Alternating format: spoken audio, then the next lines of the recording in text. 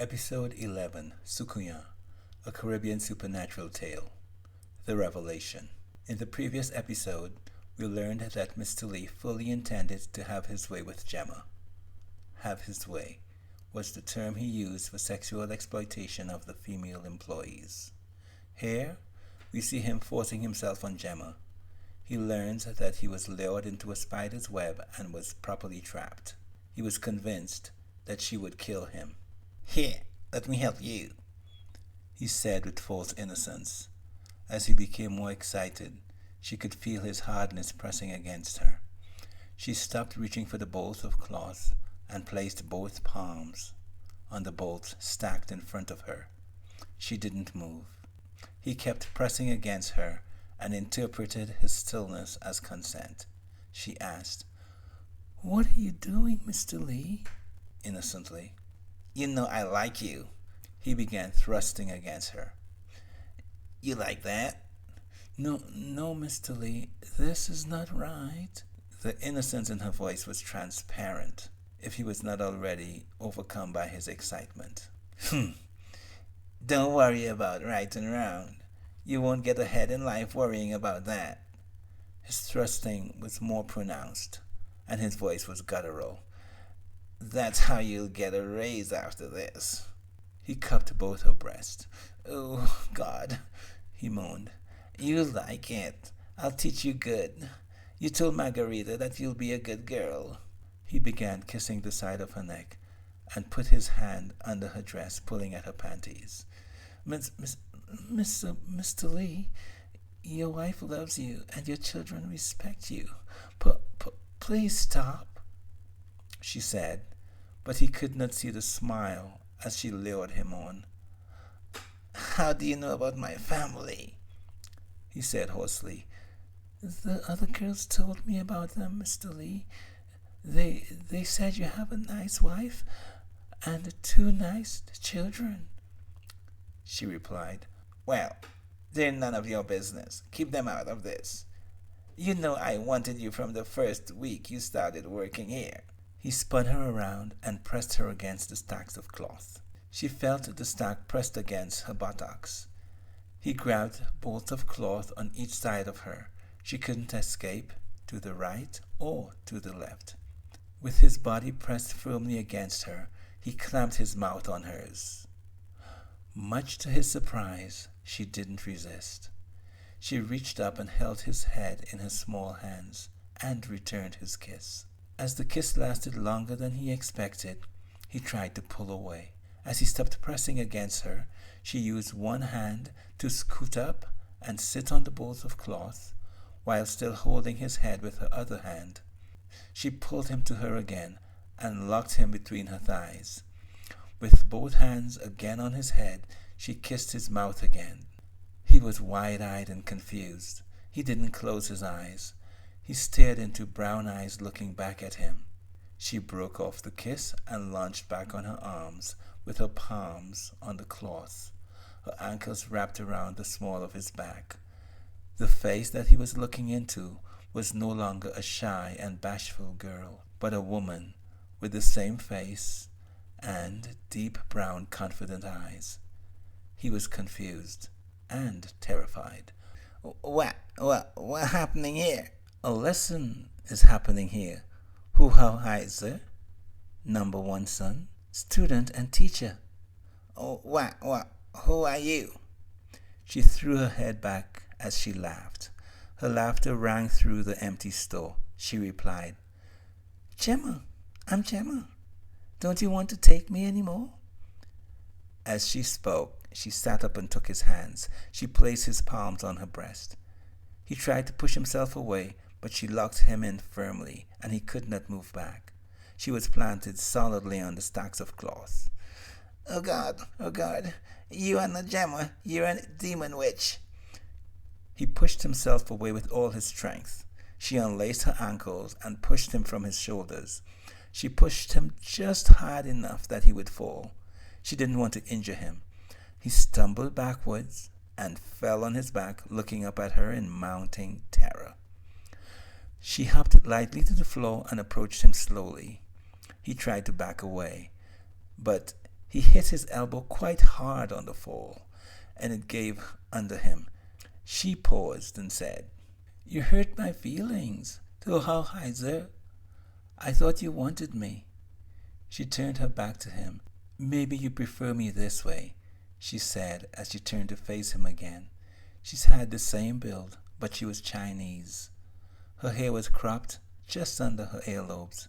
Her skin was clear and white. He screamed, "Oh God, no! Oh God, no!" and spun facing the floor, his breath in gasps. "Oh, I'm sorry, Dr.Hector. I thought you wanted to be revered by beautiful Chinese women who would be honored that you raped them. Perhaps I misunderstood.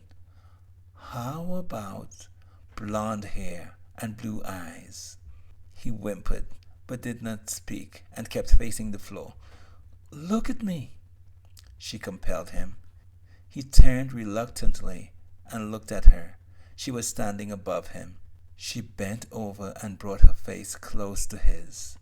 Gemma's voice now came from a blonde white woman with a flawless complexion who had a golden tan.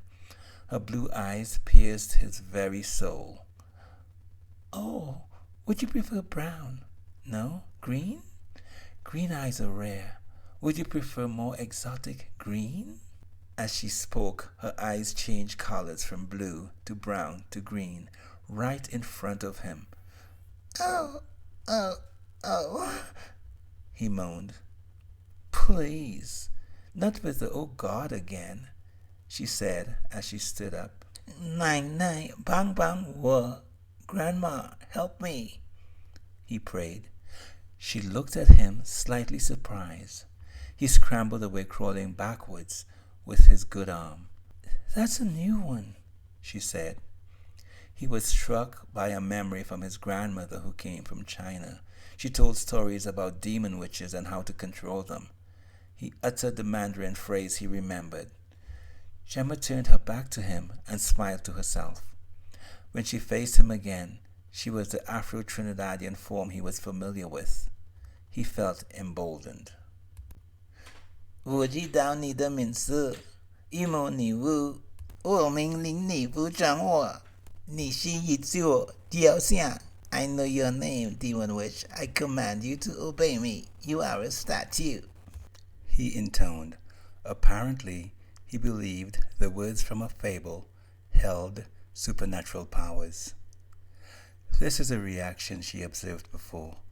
How quickly they resort to the supernatural when they reach the end of their understanding of the natural. She liked the description of God in the gaps. That was really desperation, fear, and terror in the gaps. Her victims amused her when they realized that incantations and prayers provided no safe harbor. He spoke Mandarin, but his pronunciation was terrible. She was in no rush. She had all evening to play with her prey like a cat with a mouse it captured. Gemma stopped moving, as if frozen. "I can't move. Please release me," she pleaded. "Why should I do that?" he said. "I have to leave this city and go back to the forest. I'll give you anything you ask for," she pretended to be begging. He stood up and rubbed his elbow. Then he shook out his arm. Gemma reached out mentally and blocked the pain for him. He smiled in confidence. Then he said, "You think you can handle me? I come from a long line of high-powered Chinese people. They were rulers." He walked over to Gemma and touched her. Timidly at first, she didn't move as his fingers kneaded her breasts. Her chocolate skin contrasted with his golden tan. He commanded, "Make them bigger." Gemma increased her breasts from a 34C to a 34DD cup size. He moaned and nuzzled her breast before sucking on one of her nipples. She allowed the warm, rippling sensations to spread through her body as he worked his way up to her mouth and kissed her unmoving lips. "Kiss me back," he commanded. She resisted the urge to embrace him and hungrily return his kiss. A moan started deep in her tummy, rose through her diaphragm, and escaped on a breath she exhaled. "Speak," he commanded. "Yes, master." Her voice was husky. "Damn right," he said as he began taking off his clothes, then hers. She stood naked, mahogany brown and flawlessly smooth among the clothes strewn on the tiles. She didn't move, except for her breasts, rising and falling as she breathed. During her transformations, her hair became loose. Now it framed her face to her shoulders. Almond eyes looked out from a luxurious hedge of black hair. Her neck was slim and descended like lava to spread over her enlarged breasts. Breasts that seemed to beckon as they slowly rose and fell with each breath.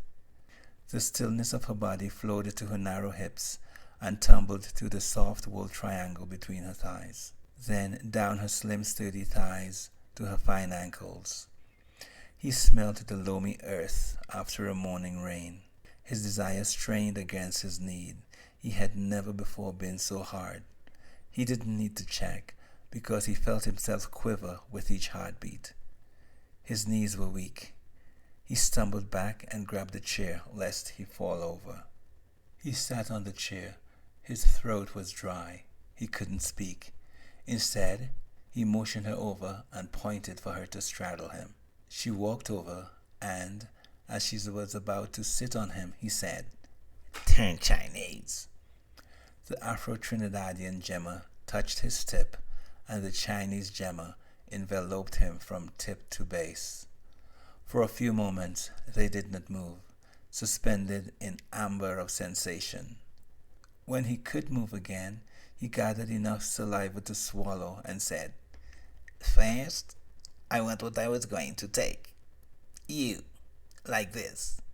Then change into the other ones."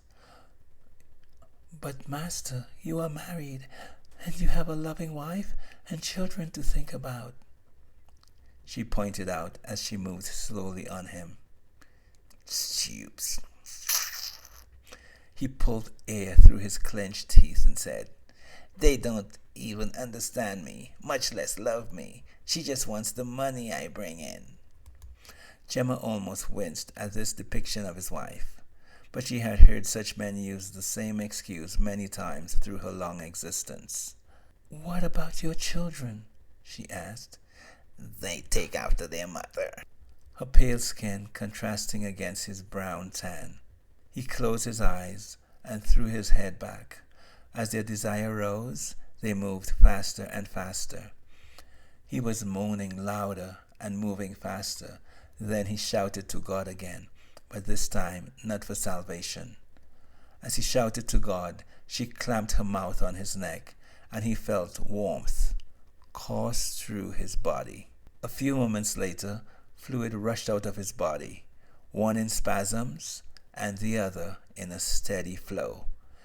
His reaction was both ecstasy and terror. Her pleasure was wondrous. She slaked her thirst on his blood. The only drawback was the cotinine, a derivative of nicotine, from the cigarettes he smoked.